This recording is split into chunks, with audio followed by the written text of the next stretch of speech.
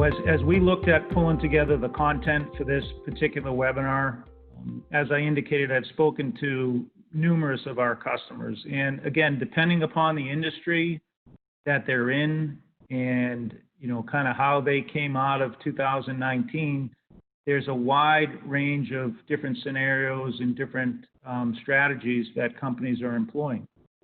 You certainly get to see who your true partners are, who your strong supplier relationships are with, based on how they react to your own circumstances, how you appreciate the situations that they may be in, such that you're all kind of leaning in together to make sure that all of us come out of it on the right side at the end. So as far as our agenda today, John's going to take you through a short-term action plan, a longer-term strategy perspective, and then we'll transition that over to Jeff Lizardo. And Jeff will take you through different contractual considerations, the supplier perspective, and certainly what's the most effective way to engage with your suppliers. As Dave said, I'm going to first start out by going through the short-term action plan, and I'm going to harken back to kind of 2008, 2009, when the financial crisis hit. And as we looked at portfolios of our projects and our transformation projects, what we identified was there's really 4 buckets as you look at your portfolio that you're going to likely put your programs into.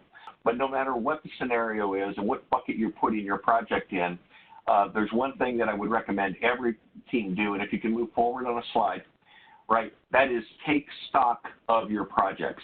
You want to be able to clearly document your project current state, understand exactly what's done, what's not done, understand where all the deliverables are and where all the work products are, and develop your own view of the forecast for the future and how you want to go forward.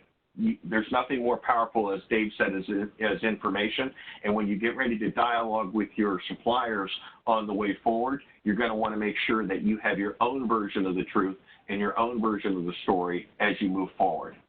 All right, so if we move into the long-term strategy, what we're encouraging our CIOs to do is first really seize the opportunity right now. This is the opportunity for CIOs to go out and engage with their line of business partners, whether it be in the HR, whether it be in the supply chain, or whether it be in the marketing area, and really take the lead in developing the strategy for the company going forward in terms of that technology that's going to be required to enable those first 3 things on the CEO's agenda. When there is a significant event, the door is open to go in, and whether it be renegotiate or reestablish the relationship, this is the perfect opportunity to do that. So here's what the system integrators are seeing, right? Projects are getting pushed out, either temporarily paused or suspended indefinitely, as John mentioned. As a result, the bench resources are expanding. The forecasted pipeline is also eroding, right? That's also for follow-on projects that are currently in flight, as well as net new projects. And clients are coming back requesting to renegotiate the terms and fees. So to address kind of these short-term concerns that the system integrators are seeing from project delays and to maintain revenue streams as much as possible. So now we're going to turn our attention over to the application suppliers, right? We'll cover both perpetual license models as well as cloud subscription models. So to address these short-term concerns, just like we did on the system integrator side, we'll flip over to the toolbox, as it were, for the software providers here. So now we've kind of looked at the supplier's perspective, we're going to turn our attention to the contracts. And so I don't want to go too deep here, right? But what we wanted to make sure we did here is highlight some of the key clauses to review. The key takeaway here, I would say, is to make sure you know yours and your supplier's rights and obligations.